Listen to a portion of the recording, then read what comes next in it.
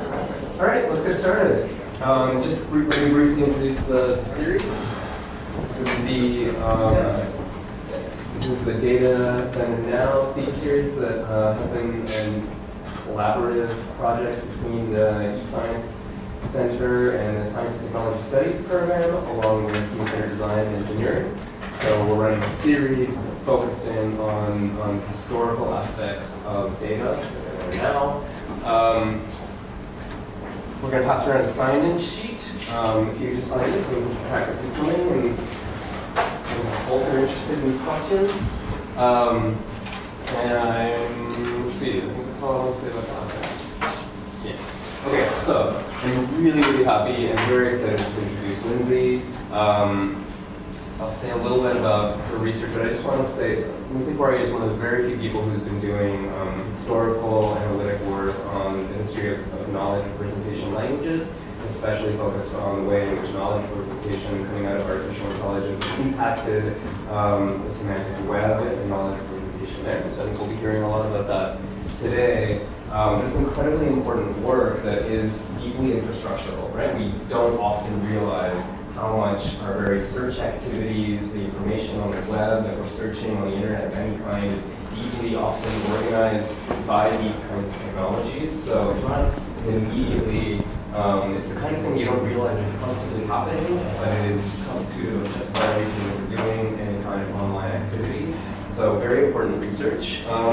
Lindsay also does a lot of work with supporting qualitative or ethnographic work data sharing in those communities, which is kind of new for people who do historical or qualitative research to think about data sharing. And so there's some interesting sort of platform development activities that you can engage in as well. Lindsay just started as an assistant professor at Irvine, UC Irvine, just a few short weeks ago. Davis, yes, sorry. That's okay. A few short weeks ago at Davis, so congratulations on that one. She came out of the Rensselaer Polytechnic Institute's Science and Technology Studies program. I've personally been following her work for many, many years, so I'm really excited to have you and excited for this talk. Thank you so much. I'm really excited to be here. I've been following the work that's going on at UWashington for many years, and I'm really excited to be able to talk in this space. So my talk is called Critiques of Pure Treason, Historical Perspectives on Semantic Data Infrastructure, and it'll become clear later why it's called that. So how many folks in this room have ever played the game Guess Who? Yeah, okay. So in this game, you compete against an opponent to be the first to deduce which of 24 individuals appears on the card that they have selected, right? So you take turns asking yes or no questions, right? Does your individual wear glasses? Does your individual have red hair? And one strategy to deduce the individual on your opponent's card is to more quickly start with the questions that will split the 24 in half, right? So let's say one person in the deck wears a beret. So starting with the question, does your individual wear a beret, gives you about a 4% chance of being correct.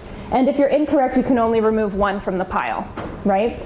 However, if there is about an even split between brown eyes and other eye colors, then starting with the question, does your individual have brown eyes, will inevitably split the pool in half. So there are descriptive strategies that you can use to more quickly get to the right answer, right? This process of deducing to find the correct answer is a lot like designing an ontology in computer science. Computer ontologies are formal specifications that model the descriptive components of a knowledge domain. So for instance, let's say for each individual in the Guess Who knowledge domain, I were to attach a series of primitives, right? Bernard is male, wears a hat, has brown eyes, has brown hair. Anita is female, wears hair ribbons, has blonde hair, has blue eyes.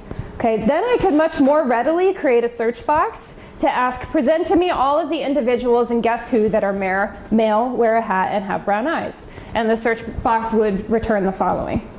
I could also make the ontology more complicated, perhaps saying that hair ribbons and hat belong to the class accessories.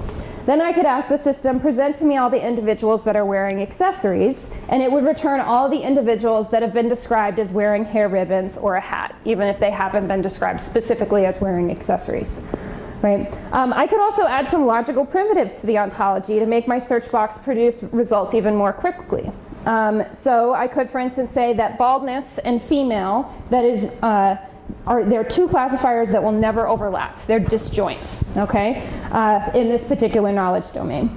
Then when I run the search, present to me all the individuals that are bald, rather than searching through all 24 responses, it would immediately filter out all of the females, right? And this would considerably speed up the search process, all right? Building ontologies like this is a key component of the field of knowledge representation. Knowledge representation is a subfield of artificial intelligence research concerned with getting computers to model, understand, and reason with natural language. Since the 1960s, knowledge representation researchers have been theorizing how to model descriptive knowledge in order to build digital reasoning systems that can quickly filter information and make inferences based on partial knowledge inputs. For example, in the early 1970s, Marvin Minsky, along with Seymour Papert, had attempted to tackle the challenge of teaching computers common sense knowledge through the construction of what were called microworlds, or bounded environments with very little complexity, where computers could begin to learn. Right? They would teach a robot to pick up a block, for example, by training the robot the difference between the concepts such as pick up, put down, between block and sphere, etc. Upon mastering knowledge in a microworld, computers could slowly be introduced to more complex thinking. These systems generated a great deal of excitement in the field and demonstrated the promise of knowledge representation at the time. Yet in the mid-1970s, as AI researchers began to confront the inability of their systems to reason with more complex knowledge beyond the bounds of this constrained world, funding for AI research began to dry up, marking the field's first winter. So as a highly bounded knowledge domain, guess who serves as a microworld? Of course, in the Guess Who example, we run into the same issues that Minsky ran into as he sought to advance microworlds. That they're so reductionist that they inevitably break down as soon as they are exposed to more complexity. Because of course, what counts as an accessory is open to interpretation. Individuals identifying as many different genders can be bald, and we do not live in a world full of white Euro-American cartoon figures. Yet today, similar semantic technologies are foundational to the way that the web search gets carried out, the way that Watson and other AI technologies make inferences, and to the way scientific researchers describe and share their data. Ontologies such as this one attempt to encode the meaning and the logic of descriptive elements in a data domain so that digital systems can interpret it and make decisions off of it. In this talk, I'm going to refer to this as semantic infrastructure. This talk is about the cultural foundations of this meaning-making infrastructure. As a cultural anthropologist, I aim to characterize the diverse assumptions about language and diverse commitments towards representation of difference that designers of semantic infrastructure bring to their work. I do so in order to better understand the design directives that have informed the technical configuration of semantic infrastructure, how ideas about language, difference, and complexity translate and thus become interlaced in semantic infrastructure, in turn shaping how concepts get defined, how knowledge gets divided, and what can and cannot be represented in digital systems. Okay. So for the past 4 years, I've been ethnographically examining communities of researchers designing computer ontology languages and thinking through best practices in digitally encoding and representing complex knowledge to both computers and to other researchers. My primary field sites have been the Semantic Web community and the Research Data Alliance. In the Semantic Web community, researchers and practitioners have been thinking through how to design languages for structuring and logically modeling knowledge on the World Wide Web.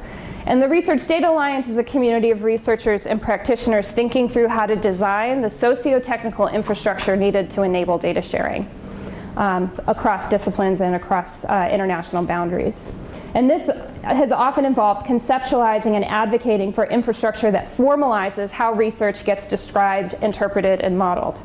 And I've conducted participant observation at conferences and workshops where this infrastructure is designed and debated. And I've conducted a series of semi-structured ethnographic interviews with folks considered experts in each community. And I've traversed publicly accessible archives of design forums where many knowledge representation researchers congregate to discuss, debate, and design semantic infrastructures. And this talk is going to be primarily about the Semantic Web community.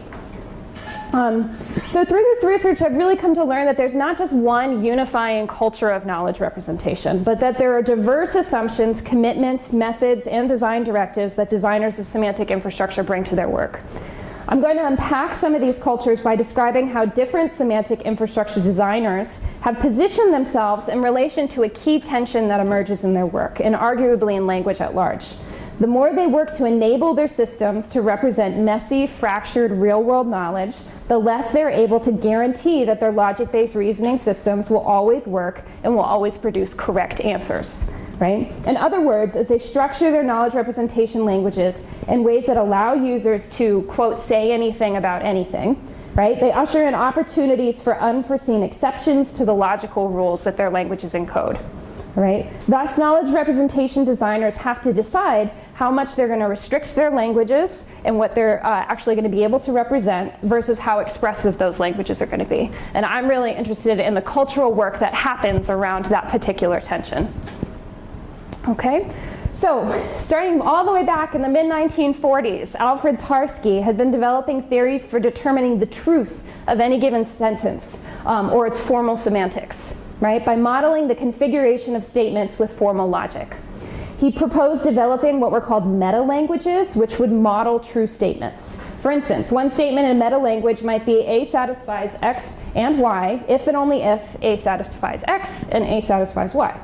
Now, when you fill in the variables with A, X, and Y being Max, brother, and son, you can form everyday language statements, right? Max is both a brother and a son if and only if Max is a brother and Max is a son.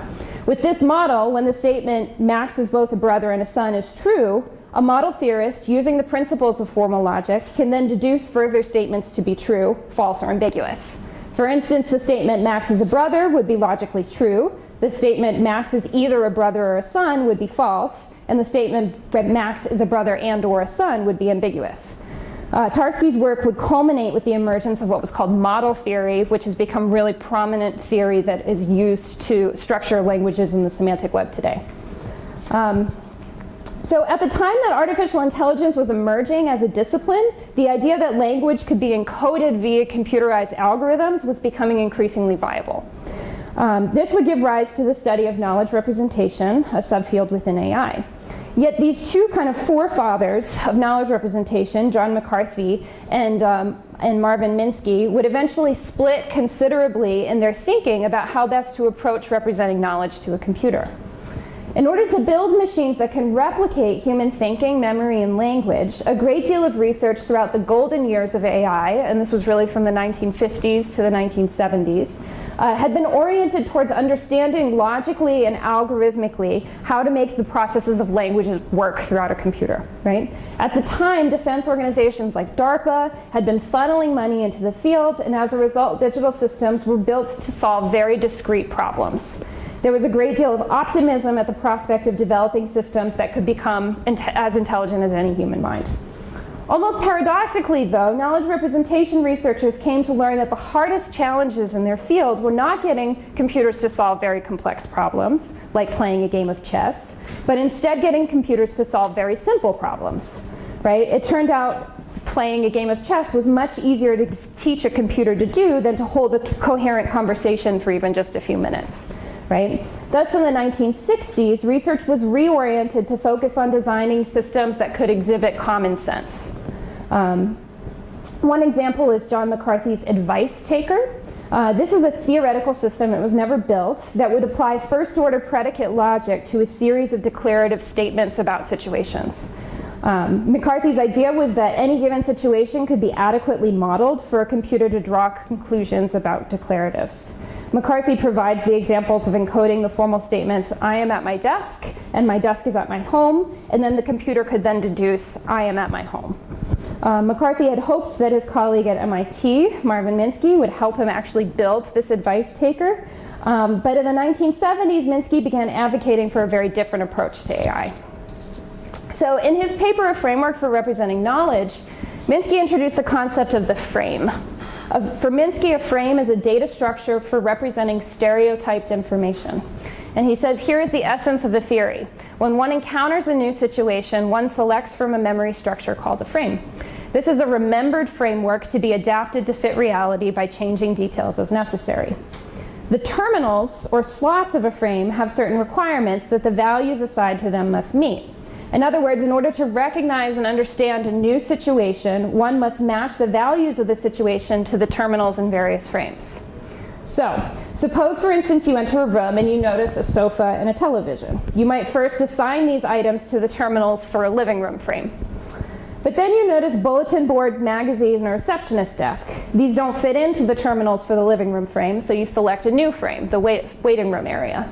And this is the idea of how computers would learn to figure out where they are in the world. Applying this to AI involves creating frame languages based on description of objects, rather than creating algorithms for how the data should be manipulated. As a machine is exposed to a new object, it compares and tries to match the object to the description for that frame that it holds in memory. If the object's values can't be assigned to the terminal of the frame, the machine has to select another frame from memory or debug the existing frame to create a new one.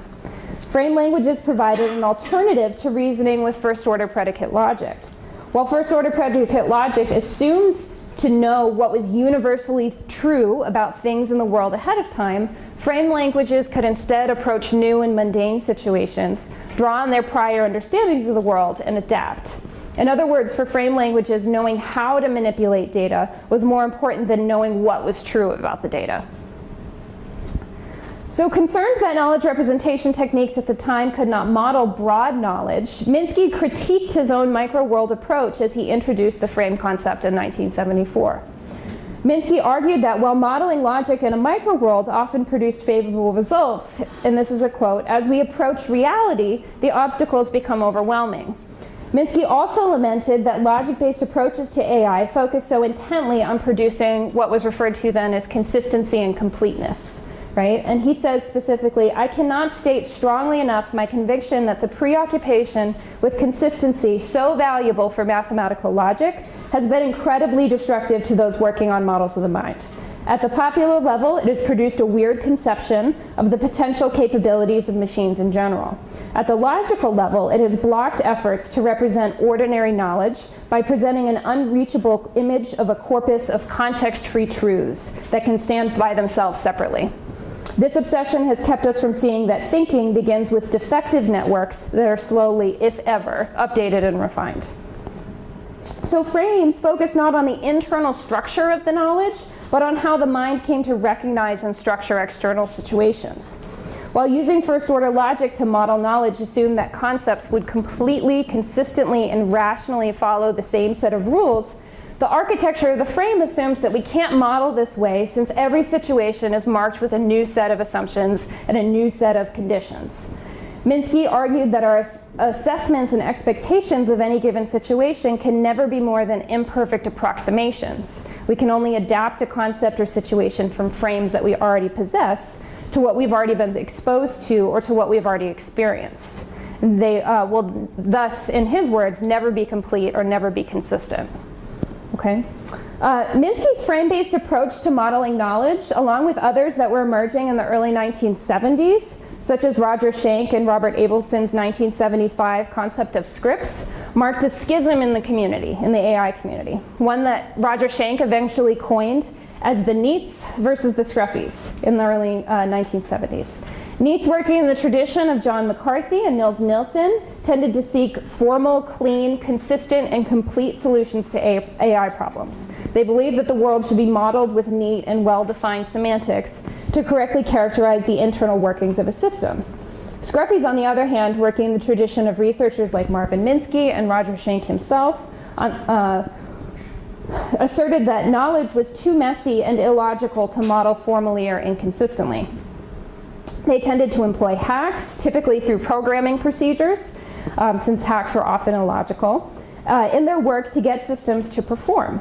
For them, building computer intelligence was less about modeling the internal workings of a system correctly and more about the creating pragmatic structures and protocols for roughly but rigorously assembling AI. The NEAT Scruffy division in knowledge representation continued to be cited in journal articles, conference proceedings, and editorials throughout the early 1990s. The distinctions might be summarized with the following binary chart. So we have NEAT versus Scruffy, logicist versus proceduralist, a modeler versus a systems builder, a theorist versus a designer, a formalist versus a pragmatist, and then in the Levi-Straussian context, the idea of an engineer versus a bricklayer. So other researchers, such as Ronald Brockman and Hector Levesque, began to theorize and conceptualize knowledge representation systems that could formally describe the relationships between different entities in an information system. Their work emerged from Ross Quillian's concept of semantic networks, which you can see up here, which is a strategy for representing the relationships between entities in a domain by describing each entity and then linking the entities with predicates that formally describe their relationships. So you can see animal is linked with bird, is linked to canary, and each of these have properties assigned to them. So we can start searching for particular things by starting somewhere in the network and tracing out the semantics of it. Brockman took this one step further, arguing that in order to be able to make inferences from semantic networks, the logical relationships between entities and their classes needed to be more formally defined. So for example, if you look at the semantic network chart, you have bird, and then you have both canary and ostrich. What Brockman would argue is that bird, this kind of division of birds in this case, is not logical because on one end you have birds that can fly and birds that can't fly, right? So for Brockman, he would say we want to create knowledge properties where if it's subsumed within a particular category, then we can assume that it adopts the logic of the kind of overarching category. So we needed to create basically a neater semantics for organizing all of these entities of knowledge. So he came up with this idea of the structural inheritance network that would do that.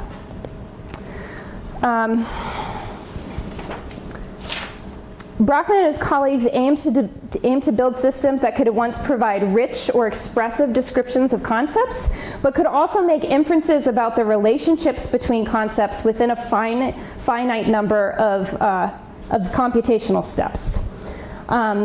In the 1980s, Patrick Hayes advanced research in John McCarthy's neater tradition as he introduced what was called the Naive Physics Manifesto. And this was a call for AI researchers to focus research on formally describing the real world according to how regular people understand it, rather than as physicists understand it, as many expert AI systems had attempted to do.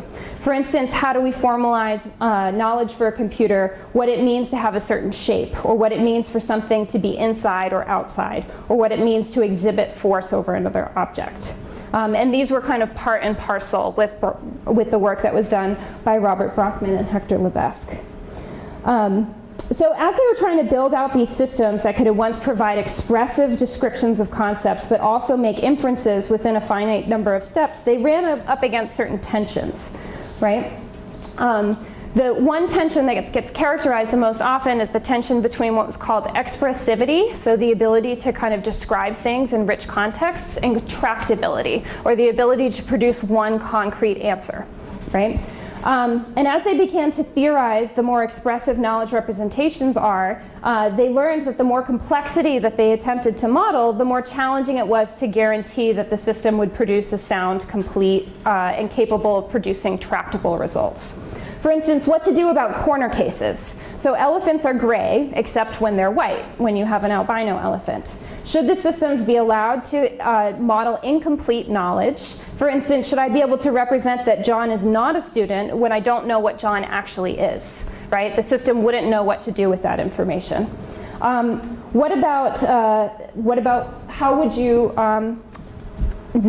represent within your knowledge system the liar paradox, right? This statement is a lie, right? This would create a system in which they're unable to produce a particular answer about that statement.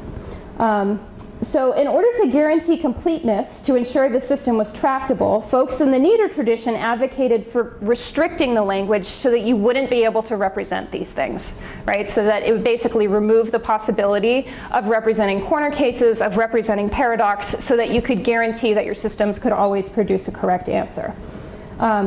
And so they advocated for limiting their languages, the primitives in their languages and what could be expressed in their languages, to a very small set of primitives. And this would offer a substantially limited logic, in turn limiting the extent of real-world complexity the system could represent.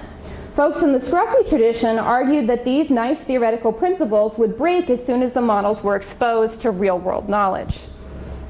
So much of the research in knowledge representation at this time became about theorizing and testing how far they could push this trade-off, right? The trade-off between expressivity and tractability.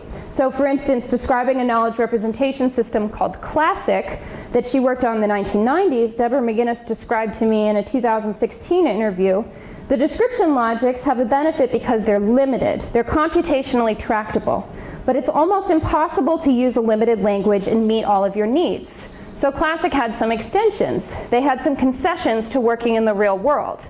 So we had these extra things that broke some of the nice properties of the theoreticians. In this part, I wouldn't be considered a theoretician because I was arguing for the usability features of it. And a lot of folks in this community take great care of describing where they are in this spectrum of pure theorist all the way to kind of scruffy hacker. The fundamental differences in worldviews held by neat model theoreticians and scruffy systems builders is perhaps best represented in a series of papers published in the Journal of Computational Intelligence in 1987. The instigating paper was Drew McDermott's A Critique of Pure Reason, which aimed to tackle the logicist agenda put out by John McCarthy and Patrick Hayes. And it was accompanied with 27 commentaries responding to the critique.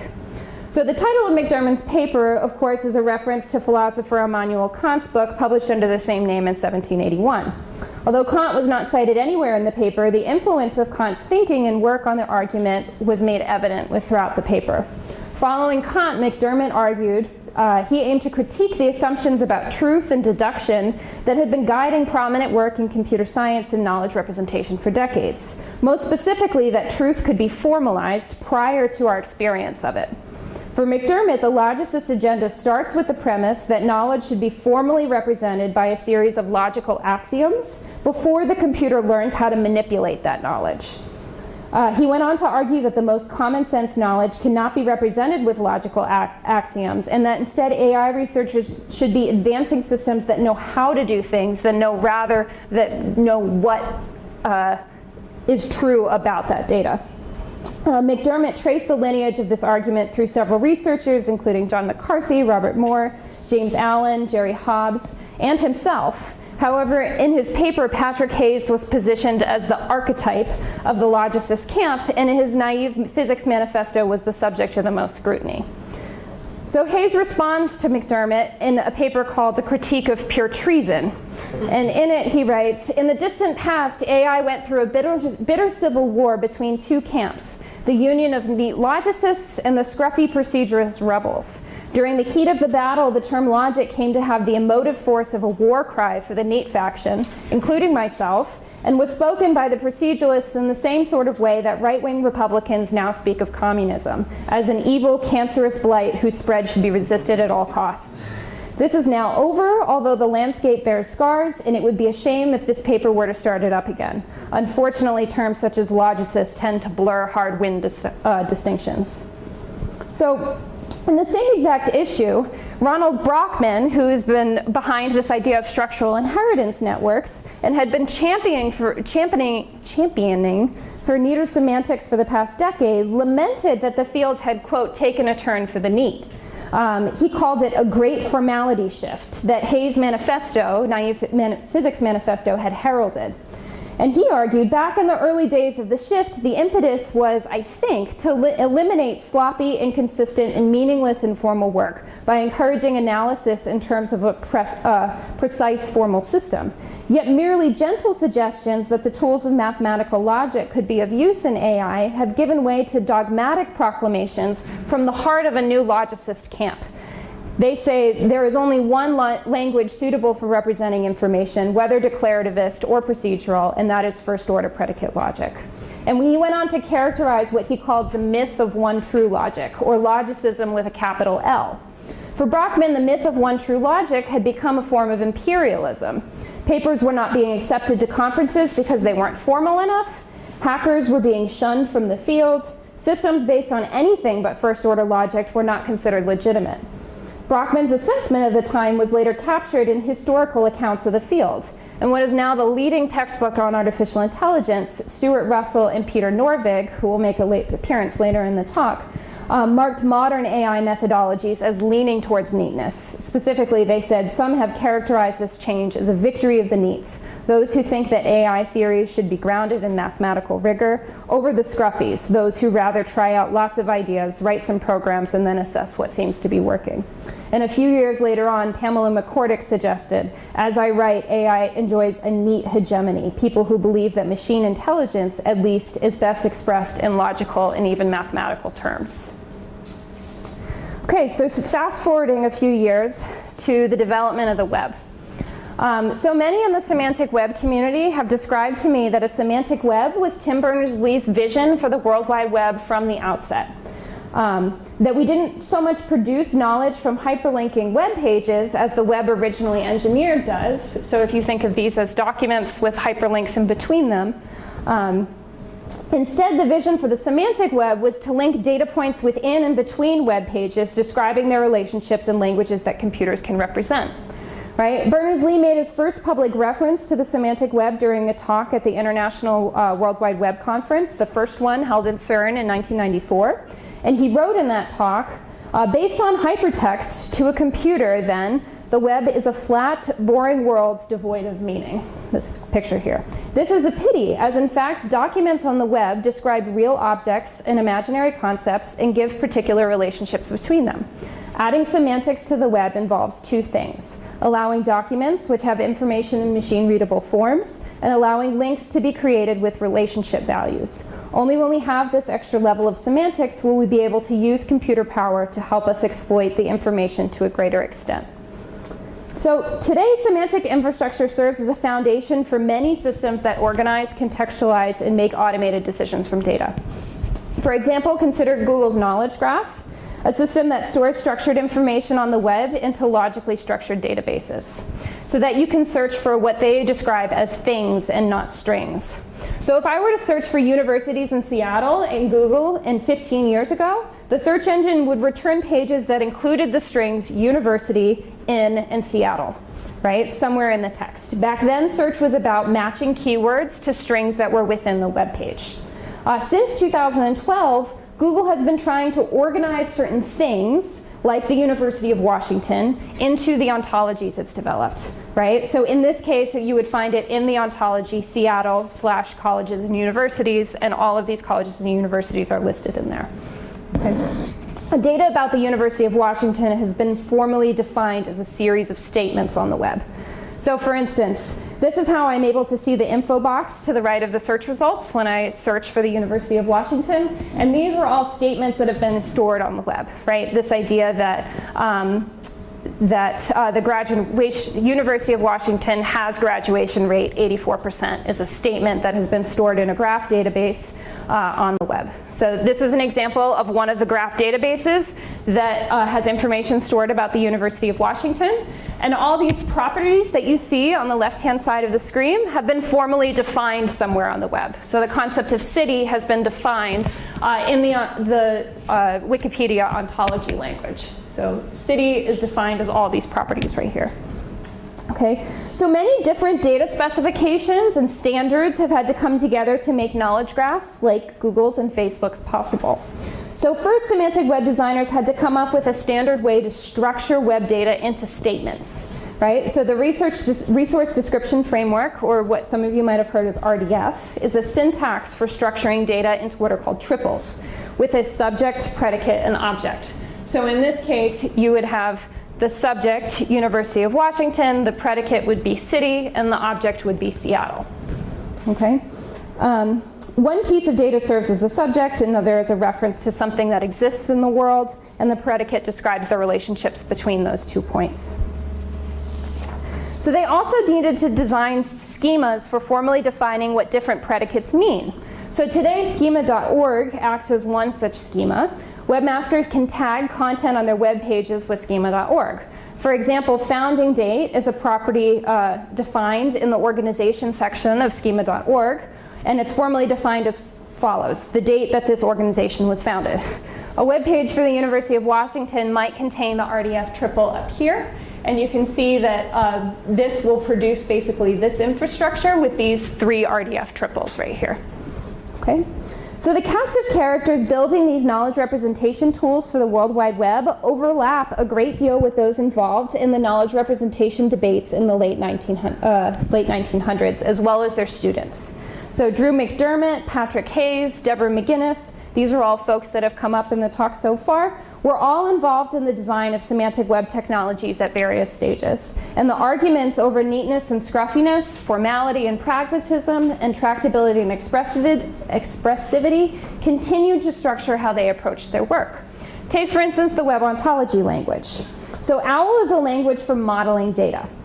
Using the language, webmasters can order their data into certain groups or classes and describe the relationships between the data and those classes. So when asked questions about a data set modeled with OWL, computers can follow the logic of the language to draw certain conclusions. Planning for the design of OWL took place in the early 2000s via a working group that was hosted by the World Wide Web Consortium. And with over 40 members, it was one of the largest working groups sponsored by the W3C. And with that came very different understandings of how the ontology language should be structured. So in my work, I analyzed the publicly accessible forums where the design of these ontology languages was discussed, and I interviewed several of the folks in the working group. So one thing that came up in a 2017 interview with Pat Hayes, who was before characterized as the archetype of the neat faction, argued that in the OWL working group, he surprisingly played the role of the Scruffy. And I asked him if that role was comfortable for him, and he said it was then because I enjoyed making my fellow neats squirm. I think actually in Roger's terminology, I started off as a neat and I've gotten scruffier as I got older. And when I told him he's not the first person to tell me that, he laughed and he said, yeah, well, your youthful idealism gets worn off by life when you get to my age. So in the working group for OWL, Patrick Hayes and several others had been calling for building an expressive logic, a logic that would allow researchers to say anything about anything. In large part because of the differing worldviews that members of the OWL working group brought to the work, they ended up producing multiple versions of the ontology language, right? There's OWL full, OWL description logic, and OWL light. And one of the primary differences between OWL full, which is the expressive version of OWL that enables people to say anything about anything, and OWL DL, which is the restricted version of OWL that ensures that a reasoner can always produce answers within a number of finite steps, is around an issue called meta-modeling, or creating models of models. OWL full allows meta-modeling. More specifically, it allows modelers to treat classes as instances of a metaclass, and I'm going to explain this. Classes typically serve as encompassing structures, and instances are members of those encompassing structures, right? So you can compare this to the folder structure on a computer. Folders are like classes, and they contain files, which are like instances. On a computer, you cannot treat a file as if it were a folder. Files cannot contain anything else, right? Because it's an instance. And this is the same in OWL DL. In OWL DL, metaclasses are not allowed. So classes and instances are absolutely separate entities. So perhaps I have a class called endangered species and it contains the instances bald eagle and white leopard. In OWL DL, since bald eagle is an instance, it cannot also be a class. And since endangered species is a class, it cannot also be an instance. Yet in OWL full, bald eagle can serve as both an instance and a class. Perhaps an instance of the class endangered species and a class of individually named bald eagles, right? So this is one bald eagle that was recently killed in upstate New York. So for a computer to be able to distinguish that bald eagle serves as both a class and an instance, a meta-model would need to be constructed, right? Meta-modeling adds layers of complexity to computer models. Restricting that complexity helps guarantee that when asked a question about knowledge encoded in the knowledge base, a computer can produce an answer in a reasonable amount of time. In disallowing metaclasses, OWL DL makes this guarantee, and in allowing metaclasses, OWL full does not. Okay, so the proponents of OWL full had been arguing that the restrictions in OWL DL would disallow webmasters from representing knowledge with greater complexity. Sorting knowledge into neat logical types may ensure that a computer can produce an answer in a reasonable amount of time, but it would preclude many knowledge orderings, including orderings that might produce paradox, right? So to make OWL work for webmasters worldwide, webmasters that may order data according to diverse logical types, right? They argued that OWL needed to be looser, scruffier, and more tolerant of inconsistency. OWL needed to be able to model knowledge in a world riddled with paradox, right? Thus, in an email thread with many working group members throwing around ideas for naming each version, Frank van Harmelen offered one possibility. OWL Lite, which is like the simple version of OWL, is called Wimpy, OWL Fast called Neat, and OWL RDF, OWL Full called Scruffy. Similarly, reflecting on the battles that played out in the design of OWL, Gus Gruber, who is the co-chair of the OWL working group, summarized, "The debate about what a web ontology language should look like is reminiscent of past neat Scruffy struggles. Knowledge modelers want expressiveness, logicians stress decidability or tractability, and the main difference is that the semantic web actually forces us to make some decisions because there's a strong need for real-world knowledge representation."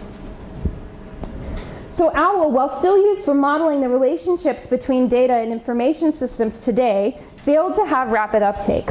Many semantic web designers have told me that early attempts at designing semantic web infrastructure failed to take off like the web had in the early 1990s because they attempted to formalize a set of rules or to standardize meaning too soon.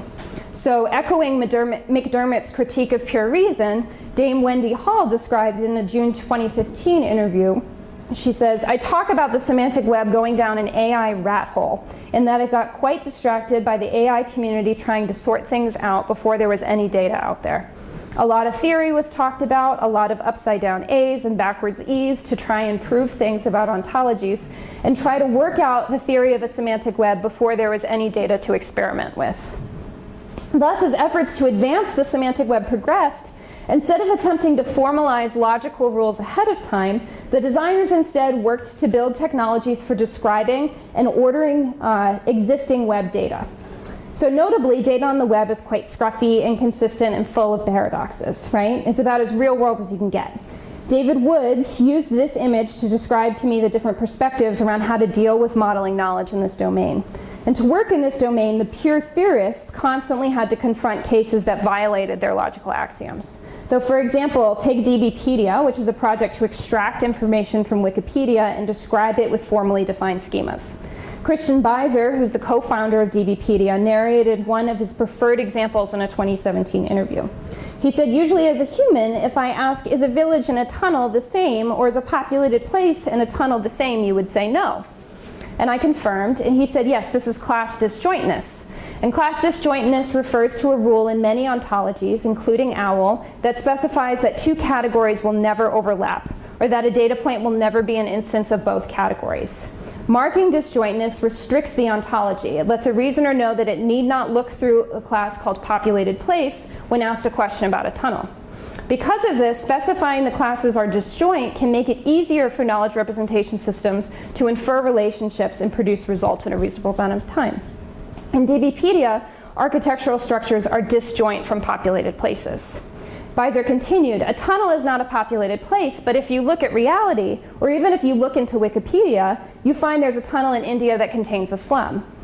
So a tunnel is a populated place. It violates your logical assumption, but the logical assumption is quite useful. So if you want to cleanse web data, even though it's only 98% or 99% true, the class disjointness helps you. But there are cases which are true which violate the axiom. So basically, I think the semantic web community thought for a long time that things would be easy, but now as we look into reality, as this example nicely illustrated, it turns out that things were not as easy as we had hoped." So the pragmatic challenges of doing knowledge representation in the real world in quotes, have been cited quite often in my fieldwork. The shift in semantic web efforts towards structuring data that was already out there provoked the community to revisit questions that had long troubled their work. How can we design ontologies that are complex enough to allow for diverse knowledge representation, restrictive enough to enable formal reasoning, and simple enough for everyday webmasters to use? Such questions have oriented the design of Schema.org, an ontology developed as part of a collaboration between major search engines since 2011. And I've often been told that despite Schema.org's lack of logical rigor, it is what is, quote, winning out in the semantic web domain, with a viral growth that other semantic web technologies never achieved. So there's general consensus in the Schema.org community that the schema should not become, quote, an ontology of everything, listing and defining every classifier that may be used to characterize web content. Instead, they argue that it should be a middle ontology, one that most webmasters will find accessible and useful. And this has meant that they've done a lot of policing about what gets included and doesn't get included in the schema. The creators of Schema.org were incredulous towards knowledge representation efforts that attempted to formalize ontologies before there was data to experiment with. So they describe in a paper, it shares the linked data's community's skepticism toward premature formalism, rule systems, description logics, etc., found in much of the academic work that gets carried out under the Semantic Web banner. And because they're skeptical of this premature formalism, their directors write that they try to keep the ontology flat, right, to avoid nesting concepts and modeling with hierarchy. For them, they argue, quote, there is no single right way to model anything. For our purposes, we have a bias towards flat models. However, without hierarchies, inconsistencies can be introduced into the system, right? So consider one issue that emerged as the Schema.org community attempted to develop a property for the concept abdomen. Abdomen can at once refer to a body part and also refer to a type of physical exam. In a flat schema, however, there's no way of disambiguating these two uses of the term.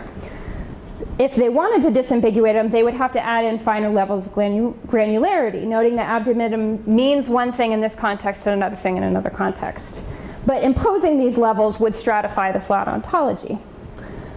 So responding to this particular issue, one Schema.org participant argued, particularly responding to calls for greater neatness and the idea that we should add these hierarchies into the system, he responded, I think you are rightly pointing to the implicit assumption of Schema.org, which is that the whole world can be represented under a single namespace at an arbitrary level of granularity with natural language identifiers. Obviously, this doesn't scale and quickly hits the wall of polysemy.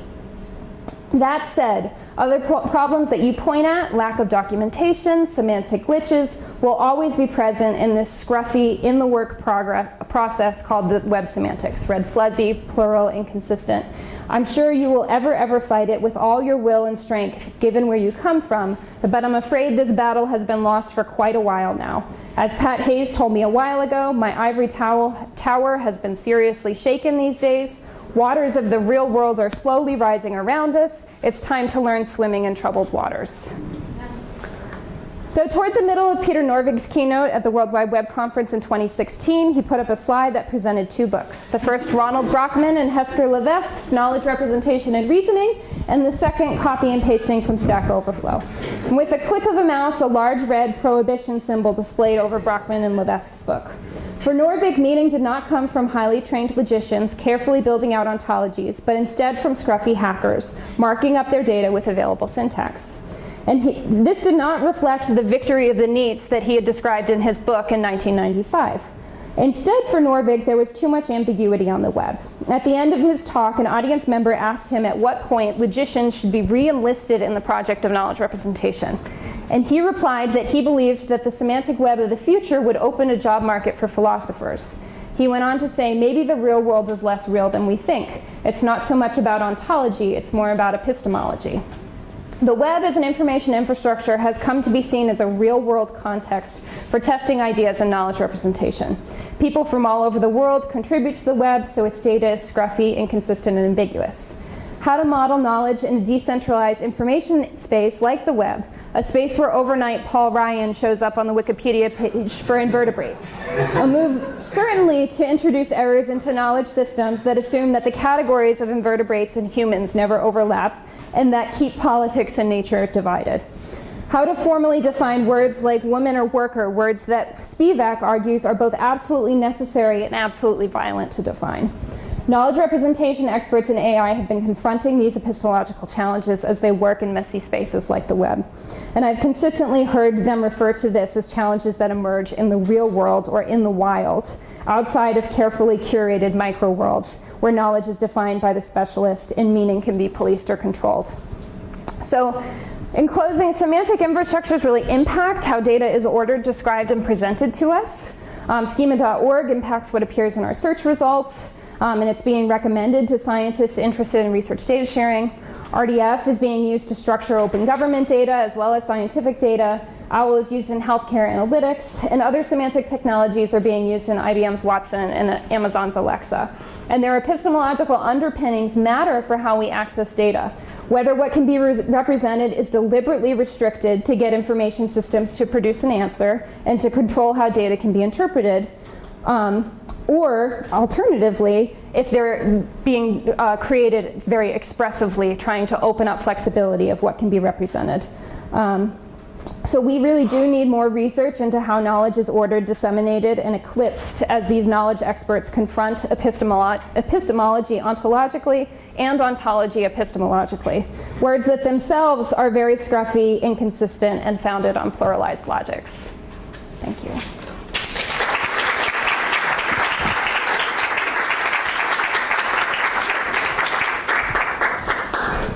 Okay, so I think we have a little bit of time for questions.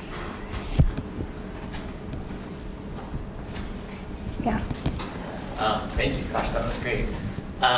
So one phrase that recurred when you were talking about the interviews that you didn't unpack, and I'm curious to hear you unpack, is in a reasonable amount of time. Mm-hmm. And so the kind of computational time that in whatever domain seems like viable and not viable. And so I wonder whether on the one hand the sort of needs it seems like there would be like a brute force way of sort of asserting their worldview by sort of trying to compress computational time, but then also sort of spaces where computational time might be flexible, right? And where operations where actually a long time might be fine, and then others where it wouldn't. So one of the most interesting things that happens when you approach a need and you tell them that you're trying to design a system that will allow for more flexibility amongst different researchers that are all coming together. So let's say you're trying to represent that this community thinks this way and they define it this way, and this community defines it this other way. They say that's fine. You can have different researchers that are going to have different understandings of the world. You just need to build layers on top of that. Right? And so the problem is that as soon as you build layers on top, as soon as you start hierarchically like navigating out knowledge representation, then the systems have to computationally have to dig a lot deeper to find the answer, and it becomes more complex and it takes a lot more computational time. So a lot of the needs would say it's possible to represent anything about anything. It's even possible to represent polysemy by just saying in this context you can disambiguate this word from this word, but it's not necessarily possible to do that in a reasonable amount of computational time.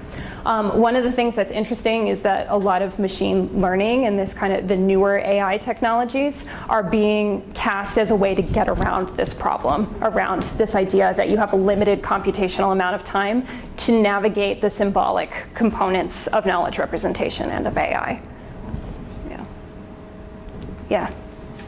I'm from a very different background, so thank you. That was really interesting. And this might not make much sense, but when you just said about like machine learning, which at least in popular culture is often sort of synonymous with artificial intelligence, the thing that kind of struck me is that there seems to be like a parallel development there, in that AI started machine learning started out with these restrictive rules, and now you have these neural networks that are very complicated and messy, and we don't even really know how it comes to a particular decision. Is there like a parallel in that community? So a lot of folks would say that one of the trajectories of the neat-scruffy divide was, in one sense, the continued focus on symbolic knowledge and symbolic representation, and then this divergence into statistical artificial intelligence representation. So they would say that a more scruffy machine learning itself is a more scruffy tradition because it relies on manipulating numbers rather than describing what is, like describing a series of logical axioms. It says we don't need to know those logical axioms because our statistical analysis will prove to us those logical axioms. So that's one way that the communities have kind of split, and that kind of discourse started happening, particularly around the statistics aspect of it in the 1990s. So I can see the connection, the terms sort of carry over from the discussion of AI to to this whole area. But in AI, there is this sort of like, there's this fascination with sort of like creating a person, right? Or like simulating of how a person thinks. Is there a similar, I mean, in the semantic web, I mean, are they trying to create a system that will pass a Turing test? Or, I mean, is there sort of a different mission now? Yeah, that's a really interesting question. One of the things is that AI researchers have been one segment of folks that have gotten interested in this, and I think a lot of folks that got interested in the World Wide Web just considered it like this is our first example of a worldwide knowledge base that we can test our ideas on, right? But in addition, the folks that are not mentioned so much in this talk that got involved in the semantic web are database engineers, are folks from the different companies that are advancing search. So some of the other folks like Doug Lynott and Ramanathan Guha, who are kind of involved in the semantic web, but they're really doing it because they're trying to advance search, got involved. And so there are different motivations other than trying to get past a Turing test, right? There are definitely motivations around trying to sell products and improve advertising. There are motivations around improving search. And then there are motivations around like bridging digital knowledge divides by linking data. So I think that the idea of building out a system that would pass a Turing test is not quite at the forefront. There are folks early that got involved that were really interested in building automated agents, and actually the original working group for OWL was based on a DARPA project that was trying to build out automation, and so OWL was kind of built out of that idea. But since then, it's really kind of taken this turn more about like how do we improve findability, discoverability, and context on the web. Yeah. Thanks for your talk, Lindsay. This is great. This might be totally off what you looked at, but just noting there's a bunch of MLIS type of folks, library information science. So like the latter half of your talk is pretty recognizable for like an information organization audience. But they might, in a traditional IO class, have a very different, Minsky's familiar, but maybe very different first half of the, sort of historical understanding of where some of the RDF ideas come from, for example, of like traditions around controlled vocabularies in the library sciences. So I'm curious whether that came up at all in your work, or were these sort of happening in totally separate silos? So I think that a lot of these folks are talking to each other within the working group, and that's part of like the battles that get carried out, is that people from totally different traditions are coming together. So one of the commonalities that I think they have is a lot of folks have read a lot of Peirce and Wittgenstein. So there's a lot of folks within the semantic infrastructure design communities that are citing these kind of folks that have theorized knowledge and categorization and language in particular. And then the other thing that comes up is a really interesting history around Dublin Core and the kind of debates that emerged within that working group. And they're very parallel to the debates that emerge around OWL, particularly around the idea of how restrictive are you going to make Dublin Core in order to get everybody to adopt the same language, versus are we going to add additional layers of structure so that people can add flexibility to the concept of Dublin Core. And I think I don't know that it maps on perfectly genealogically, but I think there's a lot of similarities and similar things to be unpacked between expressivity and tractability in Dublin Core versus in like OWL and these other semantic technologies. Yeah. Thanks so much for your talk. I really enjoyed it. Towards the end, you mentioned Gayatri's feedback and how the word woman was absolutely necessary and important, but also a violent word. And in the beginning, when you were describing your work ethnographically, I had a kind of fantasy of you listening to the conversations that were going on for example, implicit bias. And questions all along that line, and it made me think of Tara McPherson's piece, Why is the Digital Humanities, which is where I'm coming from, so white? How would you address those questions? Yeah, and it's such an interesting question, especially, so thinking about schema.org, for instance, right? If you look at schema.org and what they're doing a lot of policing about what can be included in the schema and what can't be, because they're afraid that as soon as it becomes an ontology of anything, it becomes an ontology of nothing, right? It's this idea that we have to restrict it to make it useful, we have to put some bounds on it. But what that actually translates to is sometimes really political conversations about what can be included and what can't be. So there was this one conversation about how many types of places of worship will be included. And currently there are only 6. And they said, we're not including any more. As soon as we include more, this is going to be an ontology that becomes too large. And where they decide, and this is where Spivak I think becomes really interesting, where they decide which differences are going to make a difference are sometimes for ethical reasons, you know, because they're trying to advance this knowledge representation, and other times they're just clearly removing some certain categories from the ontology and the schema. And so there's a lot of kind of work that goes into that. And unfortunately, there's a lot of motivations outside of simply advancing knowledge representation and when they decide what's going to be included and what's not going to be included. Yeah. We're going to let you, it's 5 now, we're going to let you go, but if Lindsay's amenable, even as you filter out, we can continue discussions a little bit. And also, if anyone wants to join for dinner, we actually have a couple of slots for me. So if you want to spend more time with Lindsay, free dinner. But let's give Lindsay a thanks. Thank you.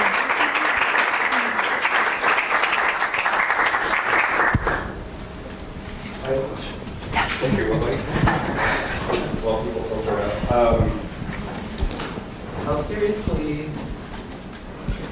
You have the first part and the second part of the talk, and Scruffy travels across those, but there's a gap, right? And maybe also, like, it strikes me that there's probably like a gap technologically and how they do things. And so are we, how, can you sort of reflect on like how continuous are those terms? Or are they just kind of like referring to a theme? Yeah. Are we still seeing frames, style today? Like, in the early OWL talks, they were still citing and referencing frames and talking about what it would mean to build a frame-like knowledge representation system on the web. That language has been dropped specifically as they start focusing more on linked data than on building ontologies and ontology languages. In terms of the gap, one of the things that happens temporally is that the second AI winter happens in the 1990s. That doesn't mean these people stop doing research. So systems like that came out of Brockman systems are happening throughout the 1990s, and those filter into the web ontology language. It's like a lot of the same folks that are on that working group at Stanford that are working on knowledge representations systems like there's a system called KL1. There's a system called Classic and a few others that are continuing throughout that time, but they're in very kind of like siloed spaces. Like Stanford is one place where it's happening. In the EU, OWL is actually a merging of work that was happening in the US, both in Stanford and on the East Coast in MIT and at RPI. And they kind of come together to create, to merge their knowledge representation languages. And then there's a group developing what was called the ontology interface layer in the EU, and then they tried to merge theirs together. So there's like, throughout the 2000 through 2002, there's different versions of each of these knowledge representation systems that happen as they merge the properties in both languages together to try and create the one global ontology language. So how strong is the continuity between the 70s debates and the contemporary uses of Scruffy?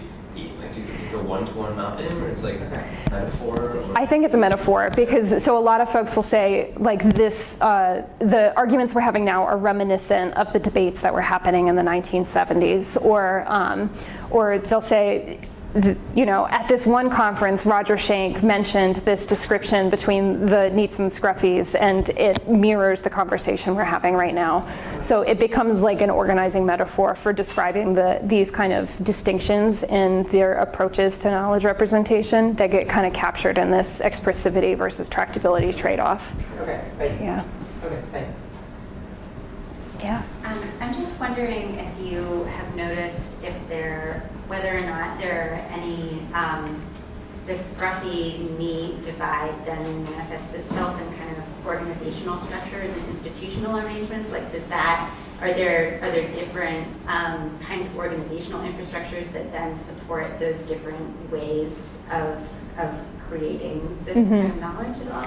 Well, so one of the things is that in the 1970s, the NEAT-Scruffy debate tends to get characterized as happening on the two coasts, right? So the West Coast is NEAT and the East Coast is Scruffy.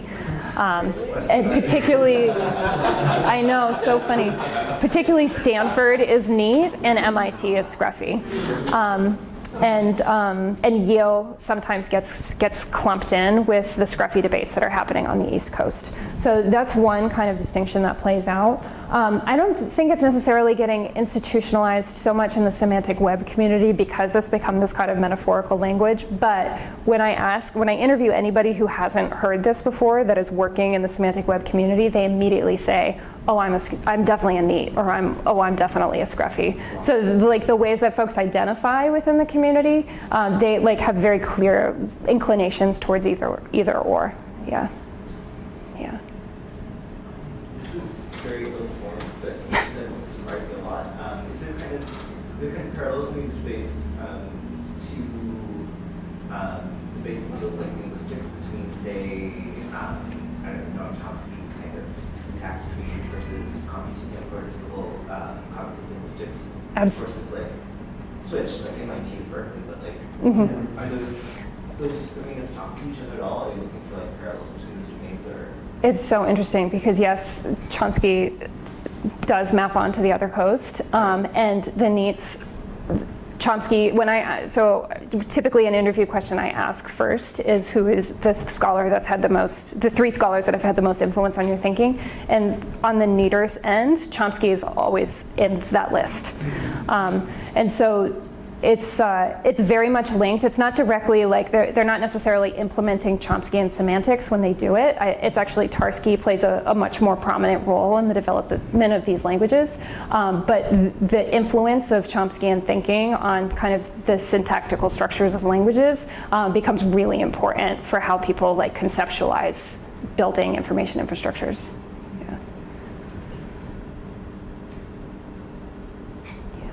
Oh, thank you so much. Oh, yeah, go for it. So we have that list of the NEAT Scruffies.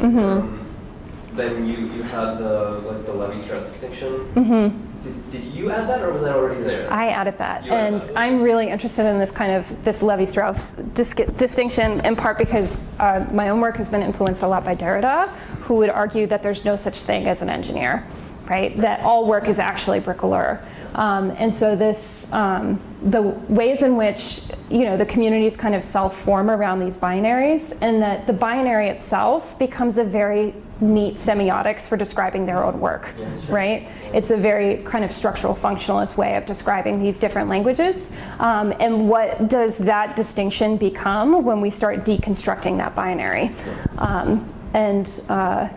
I think some of that is actually starting to happen, and this is sort of what I'm unpacking, and I haven't totally figured out yet, with Peter Norvik's quote at the end that the real world might be less real than we think, right? It's this kind of, how does that help us kind of deconstruct this binary that they've kind of set up as these two distinctions within their communities? Yeah. Do you know where frame comes from?